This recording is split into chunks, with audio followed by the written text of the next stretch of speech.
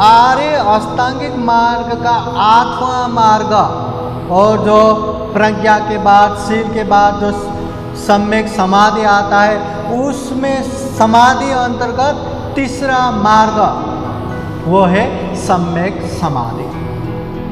अभी समाधि बोले तो एकाग्र होना, मन को एक चित्त करना, मगर यहाँ समाधि केवल समाधि नहीं बताया, सम्यक समाधि, सही समाधि, सम्यक समाधि, यथार्थ समाधि, अच्छा समाधि। अभी एकाग्रता तो मछली पकड़ने वाला बकुला भी समाधि में रहता है, घंटों तक एक ही जगह पे बैठा रहता है, जैसे ही मछली आया पकड़ता है, वो भी तो समाधि है, पर वो सम्यक समाधि नहीं है। उससे न चित्त में आने वाले अकुशल कम होगा, न कुशल अभिवृद्धि होगा। इसलिए हमें चाहिए सम्यक समाधि, सही रूप में समाधि होना चाहिए, सही रूप में एकाग्रता होना चाहिए। जो मन चंचल है, चंचल मन को जो यहाँ वहाँ बंदर की तरह भागते रहता है, पलक झपकते ही कहाँ कहाँ पहुँचता है, ऐसे चंचल चपल चित्त को एकाग्र करना। और जो मन में हर तरह का विकार उत्पन्न होता है, हर तरह का क्लेश उत्पन्न होता है, हर तरह का तृष्णा उत्पन्न होता है, उसको भी धीरे धीरे परिशुद्ध करते जाना, ये सम्यक समाधि है।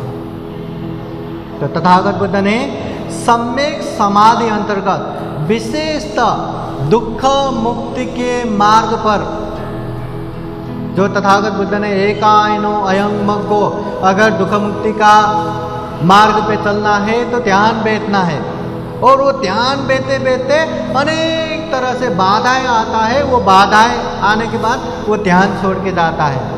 तो वो ध्यान के बाधाएं 5 तरह का आता है, जिसे पंच निवारण कहता है। तो सम्यक समाधि ये पंच निवारण को हटाता है। अब ये पंच निवारण 5 तरह का बाधाएं क्या क्या है? तो पंच निवारण में पहला निवारण है कामच्छंद। कामच्छंद बोले तो सुख भोग करने की इच्छा, शरीर से अनेक अनेक सुख भोग करने की इच्छा, आंखों से रूप देख के मजा लेने का, कानों से शब्द सुन के, सुमधुर वाणी सुन के या गाने वाने सुन के मजा लेने का, मुंह से अनेक तरह के स्वादिष्ट स्वादिष्ट खा के मजा लेने का, नाक से अनेक सुगंध लेके इंजॉय करने का, शरीर से जो मर्जी वो स्पर्श करके मजा लेने का, इस तरह का अनेक तरह का जो काम भोग करने की इच्छा है, कामच्छंद। ध्यान करते करते थोड़ी देर ध्यान बैठा, अरे मुझे तो ये देखना था, ये सुनना था, ये खाना था, ये सुगंध लेना था, ये पकड़ना था, तो ऐसे ऐसे कामच्छंद की वजह से मन बेचैनी होता है, ध्यान बैठा नहीं जाता, उठ के खड़ा हो जाता है। इसलिए ये कामच्छंद को हटाना चाहिए, ये सम्यक समाधि है। फिर पंच निवारण का दूसरा निवारण या दूसरा बाधा है कामच्छंद का दूसरा निवारण। पंच निवारण का दूसरा निवारण ये व्यापार है। व्यापार बोले तो द्वेष उत्पन्न करना, क्रोध उत्पन्न करना, दूसरों का गलत चीजें, दूसरों का गलत चीजें याद करके जो गुस्सा उत्पन्न करते हैं, वो व्यापार, द्वेष। तो ये द्वेष की वजह से भी ध्यान बैठा नहीं जाता, उठ के चला जाता है। इसलिए ये द्वेष को भी हटाना चाहिए, ये दूसरा निवारण है। और वैसे ही पंच निवारण का तीसरा जो निवारण है,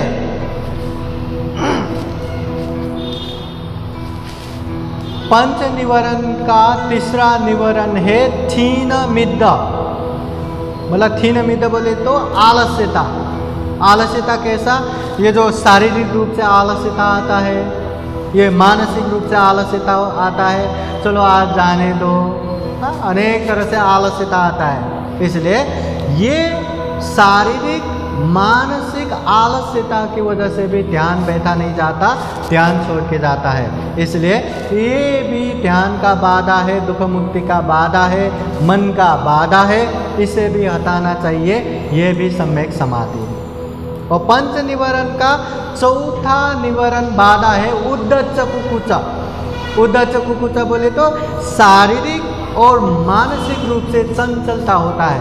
ध्यान बैठते हैं तो एक जगह पे बैठने का मन नहीं होता, कभी उठने का मन होता है, कभी पैर हिलाने का मन होता है, कभी यहाँ खुजली कभी वहाँ खुजली, और मन भी एक जगह टिका नहीं रहता।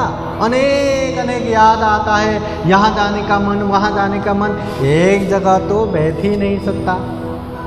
तो ये शारीरिक मानसिक जो चंचलता आता है, इसकी वजह से भी ध्यान बैठा नहीं जाता, दुख मुक्ति के लिए बाधा आता है। तो इससे भी हटाना चाहिए, ये भी सम्यक समाधि है।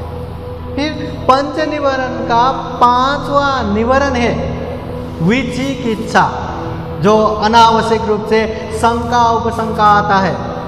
हाँ, ध्यान करने से दुख मुक्त होता है क्या, ये करने से होता है क्या, होगा क्या, ध्यान बैठते तो यहाँ पीड़ा वहाँ पीड़ा होता है, तो क्या दुख मुक्त हो पाएगा क्या, अनेक जो आवश्यक ही नहीं, ऐसे शंका उपशंका उत्पन्न होता है, जिसकी वजह से वो ध्यान को निरंतरता नहीं दे सकता।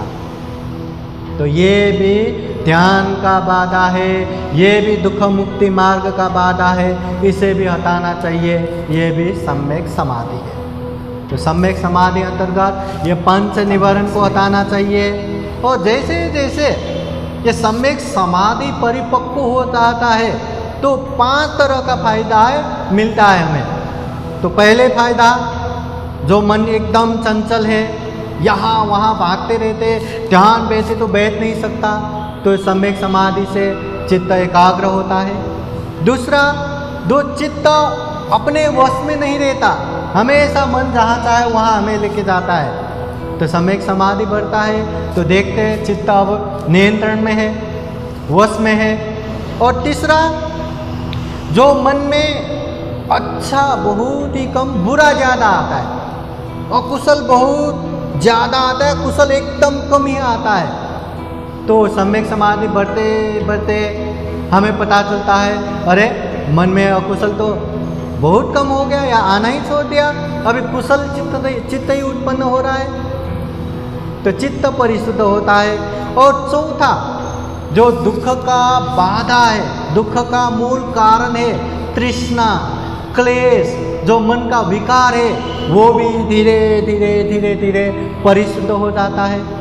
और पांचवा, सम्यक समाधि बढ़ते बढ़ते फिर हमारा विपස්සना भी एकदम परिपक्व हो जाता है, और विपස්සना से सारा क्लेश, सारा तृष्णा को पहचान के, क्लेश को बढ़ने नहीं देता, तृष्णा को बढ़ने नहीं देता, और जो तृष्णा आता है वो खत्म हो रहा है, जो क्लेश आता है खत्म होता है, हो रहा है। इस तरह नया तृष्णा उत्पन्न होने नहीं देता, और पुराना तृष्णा खत्म करते करते करते करते सभी दुखों से मुक्त मार्ग फल भी प्राप्त होने लगता है, निर्वाण भी प्राप्त होने लगता है। तो ये सम्यक समाधि का फायदा है। साधु साधु साधु। आज का धम्म वीडियो यहीं तक। इस विषय में आगे भी चर्चा जारी रखेंगे। देखते रहिएगा बुद्धास टीचिंग चैनल। अगर आप लोगों को हमारे वीडियो अच्छा लगा हो तो लाइक कीजिए, कमेंट कीजिए और अपने नियर एंड डियर को शेयर ज़रूर कीजिए। किसी भी तरह का सलाह सुझाव या जिज्ञासा के लिए हमें वीडियो के नीचे कमेंट या बुद्धास टीचिंग चैनल को संपर्क ज़रूर कीजिएगा। सभी का मंगल हो, सभी का कल्याण हो। बुद्धं नमामि। बुद्ध को नमन करता हूँ। धम्मं नमामि।